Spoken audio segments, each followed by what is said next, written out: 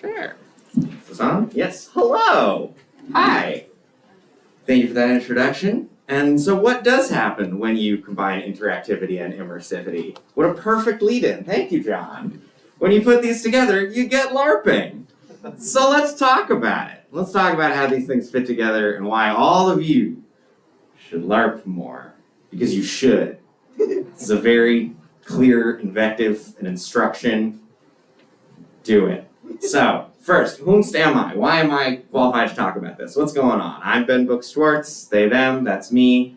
I've written and run and designed a lot of LARPs. It's been almost 20 years, 18 years since 2005. I've run so many LARPs. I've run a lot of LARPs for kids at summer camps, like Wayfinder and Trackers and other stuff. I've run a lot of LARPs for adults at various wizard schools, College of Wizardry and Magiscola, and a big space LARP called Event Horizon. Sometimes I wear silly wizard hats. Sometimes I'm a forest creature. That was a Miyazaki-inspired LARP, Good Times, or a scary forest creature. One time I ran the official Hellboy LARP. That was cool. According to Mike Mignola, it's canon. And also sometimes I write video games. I made this thing. Apparently a lot of people played it. That's cool. I'm currently writing this thing. Nobody's played it. Not even us. Who knows what it'll be. But it's happening, I guess. This is we're gonna talk about LARPing and stuff, and there's gonna be a lot of pictures of this of me LARPing, because those are the pictures that I was pretty sure I had permission to use. So get ready to see a lot of pictures of me in very silly costumes. So let's talk about it. Let's talk about LARPing. Can I get a show of hands? Who here has LARPed at some point? Yeah, wow, what a delightful number of hands up. Also, the rest of you who didn't put your hands up are lying. Because you played make-believe as a child, right? Then you've LARPed. You just didn't know you were doing it. But trust me, you have. So, when we think about LARPing, most people tend to think of, hitting people with foam swords, running around in the woods in cloaks and costumes, and that is LARPing. But there are so many kinds of LARPing. That's what we call, a fantasy boffer LARP, but there's big blockbuster LARPs at castles, and there's little ones in your living room where it's just you and some buddies. You don't even need costumes. You can LARP at conventions, these little 3 or 4 hour ones. You can play online LARPs on Zoom. There's LARPs that are kind of a LARP, but also kind of immersive theater, or maybe also kind of an alternate role on an ARG, and there's so many kinds of LARPs. If you want to get into it, there is years and years of discourse about what is and is not a LARP and all the terminology for all the different kinds of LARPs, and I really don't want to talk about that. So we're not going to. Just suffice it to say, there's so many kinds of LARP out there. So why? Why should you do it? You should do it to make your brain more good at thinking about stuff. It's really good practice. It is really good if you are all people who create interactive narratives of any kind, whether or not you are creating LARPs. If you're creating video games, if you're creating interactive fiction, if you're creating immersive interactive theater, this is going to flex your muscles and make your brain develop instincts for how to think about this stuff. Because part of this, when we are making these other kinds of games, testing them is really hard. If you are writing interactive fiction, you can send it to a friend and ask them to play through it, share their thoughts. If you're making an immersive theater piece, it's a lot harder to test that. When you're doing testing, you can test QA, you can test concept art, but testing story is really hard. You can sit there and watch someone play through the game, and not only that gets you a little bit of feedback, but it's just not easy. So the more you can develop your muscles in your brain to be able to think about and understand instinctively how are people going to respond to this, the better. And in LARPing, you get that feedback instantly. Like when you're running a LARP, you get to see people experiencing the story right in front of you. It's really clear feedback. And so the more you run it, you can see when a LARP is going off the rails. You can see when your players don't have enough information to know what to do, when your players are confused and disoriented, when your players are arguing with each other, or having a bad time. It's not subtle. So it's a very good way to get immediate feedback, do trial and error, test, figure out what works, and build up your instincts. So it's also fun, but that's not really what this talk is about. It's a good time, though, I promise. So what kinds of stuff, what kinds of skills are you going to develop and flex your brain when you are practicing LARPing? What kinds of skills can you transfer?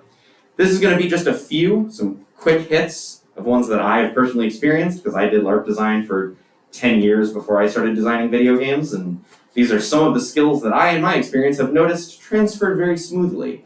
But this is a non-exhaustive list. There are many, many more LARP skills, and I am not the only LARP designer who also makes video games. So if you go, and indeed I'm not the only person at this very conference who is a LARP designer who also designs video games. So there are other people who will give you other answers, and they're all correct and cool and smart. So here are some things. Working with other disciplines. When you are designing LARPs, often you are working with costume designers and prop builders and set scenery people and stuff like that. And you have to learn to work with them to communicate your vision of like, I believe this faction, they all need to wear laser costumes to make them look like lasers. And the costumers are going to go, what the heck does that mean? And you have to say, that's up to you. No, that's not helpful. When you're working in video games, if you go to the concept artist and you say, I need you to draw me human lasers, that's not helpful. So you need to learn to facilitate and communicate in ways that other artists and other disciplines can actually understand and make heads or tails of. And that is very similar to working with other disciplines, especially because in LARPing, often the people doing the costuming are the participants. So you need to be able to communicate your costuming guides and your aesthetics in a way that 150 players can all come to approximately the same understanding and show up looking vaguely coherent, like they at least exist in the same world. You also learn a lot about thinking about space. When you are running a LARP, the participants in this are physically embodied in an actual location. That location may be their room over Zoom, but they're existing somewhere. So when you arrive to run a LARP at a location, you have to think about the space that it's taking place in. You might have control over that space. You might be able to do set design or scenic design. It might be more of just an empty black box. It might be a castle that is 800 years old, like this one. And you don't get to really rearrange the castle, but you can look at that castle and go, what cool stories could I tell here?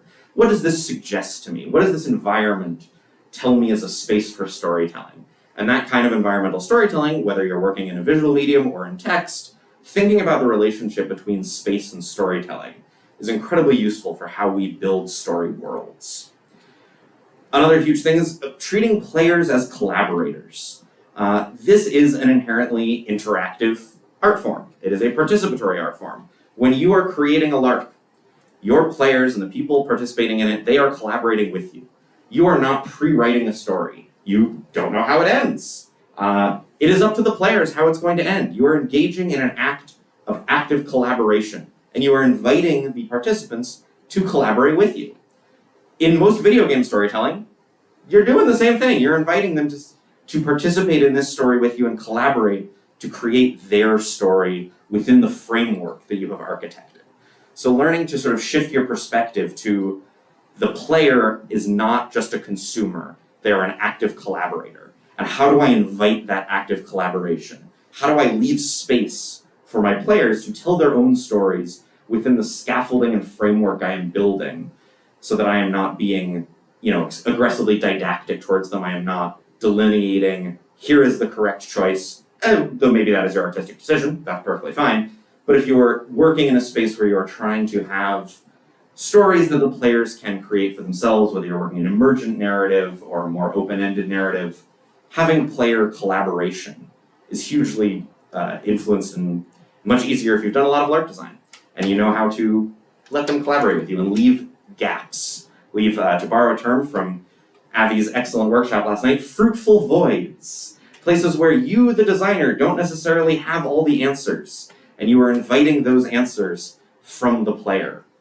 That is something that you do a lot of in LARPing because you have to.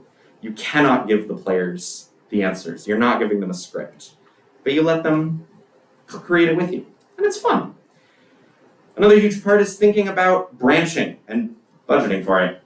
When LARP design evolved sort of along parallel tracks to IF, and we wound up with a lot of very similar structures, very convergent evolution. Like if you go read some LARP design structural theory, and then about like how to structure a plot of a LARP, and then you compare that to like Emily Short's writings about, the time cave and branching narratives, they're almost identical. It's delightful. Because similarly to how when you are structuring a LARP and you are structuring IF, you gotta think about the branches because you've got a finite amount of things that need to come back together. if I have put a whole bunch of work into designing a really cool giant glowing crystal prop, I better make sure that all of the possible branches of what the players can do on my LARP involve that fancy crystal prop in some capacity, or my prop master is going to be very grumpy with me. That they spent 2 weeks making glowing crystal, and then the players never went and saw it. Don't do that. So think about your branching in the same way if you're writing IF and you have this very elaborate, really cool branch that your plot twist hinges on, but then a bunch of your branches never actually get to that fork. That's not ideal.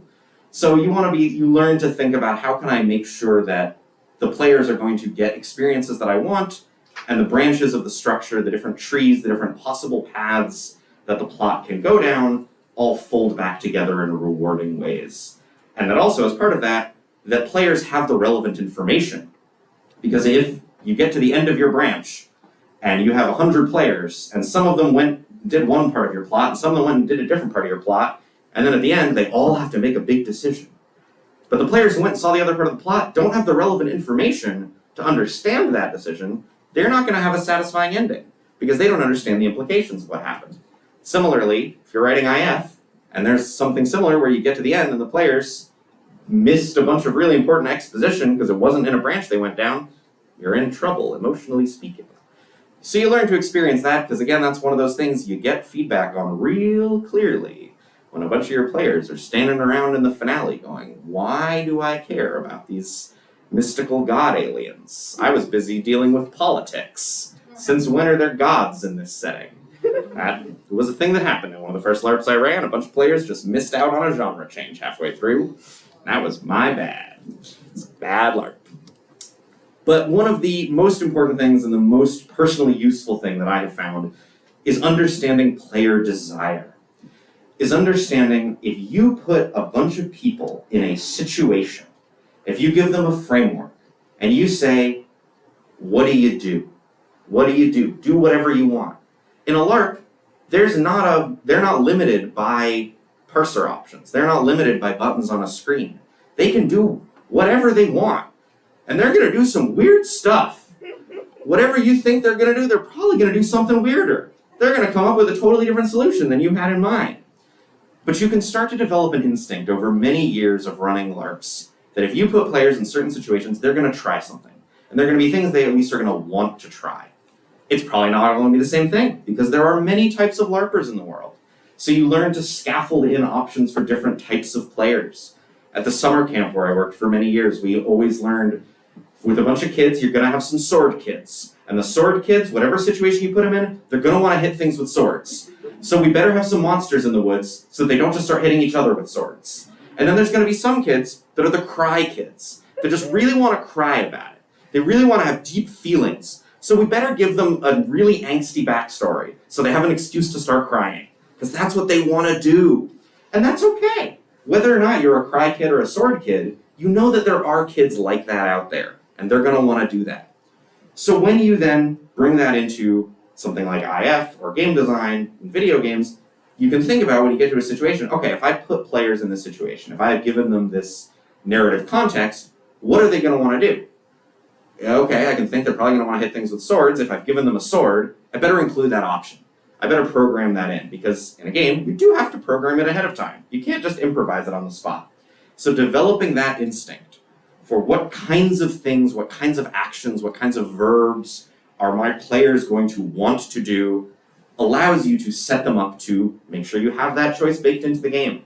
And I have found that incredibly rewarding in my game design, and incredibly useful, being able to envision not just what would I want, but what would other kinds of players want, and what are they going to want to do so that they're not frustrated. So they don't get to a point in your game, where you say, okay, here's the setup, there's an alien coming for you, and some players are going to want to hit with their sword, and some players are going to want to offer the alien a hug. And if you don't give them that option, they're going to be frustrated. They're going to go, but that's not what my character would do. If I don't have the option to do that, my characters, let them do that. So the more you can develop an instinct for what kinds of verbs, what kinds of actions, and you're going to be limited by budget, you're going to be limited by your engine, but the more you can acknowledge it, the better success you're going to have. And that's a skill you can learn really effectively from LARPing. So, and then there's so many more other things that I'm not going to get into because it's a short talk. So cool, you're saying. Wow, I want to do that. I want to LARP. I want to try that. Well, you have options. You can do it. You can find a local LARP campaign. There's probably one in your area. Go out and hit monsters with foam swords. You can go to a LARP convention. There's Intercon in New England. If you're in Europe, you have so many options. There's a lot of LARP conventions in Europe. You can go to really, just these days, just about any nerd convention has a LARP track at it. You go to Big Bad Con, you go to MagFest, you go to PAX. Any of these, there's someone running LARPs in a side room somewhere. Go give it a try. You can run something in your living room. This is my favorite option. Just run some stuff for your friends. I highly recommend, there's something called the Golden Cobra Challenge, which is an annual LARP writing challenge, where the goal is to write LARPs so that basically someone can run in their living room with a minimum of prep in a few hours with a few friends. And they've been doing this since 2014, so they now have like 300 of these, and they're all free online. And you can just go and look through the winners from each year and be like, yeah, that one sounds fun, that one sounds funny, I'll run that. And it's a very easy pick up and run, simple PDFs, and you'll have fun with them. And most importantly, then you can write your own LARPs. You can participate in the Golden Cobra Challenge, because playing LARPs will help develop these instincts, but even better, we'll be starting to run your own. And you might think, oh, that's scary, I've never done that before. Well, then you should have been at Abby's workshop last night, where Abby walked you through exactly how to design your own LARPs in 90 minutes. It was great. But also, don't worry about it. Remember what we said at the beginning? You have all LARPed before. You all played make-believe as kids. You don't need best practices for this. You can just run stuff. You can just make it up. It's okay. I give you permission. Make it up and figure it out as you go. Have fun with it. But also, if you do want the wisdom, there's a very good book called LARP Design that's like 500 pages of really detailed, super deep dive thoughts that used to be unavailable. But now you can get it again. Very excited about that. You can get the PDF. LARP Design, Creating Roleplay Experiences.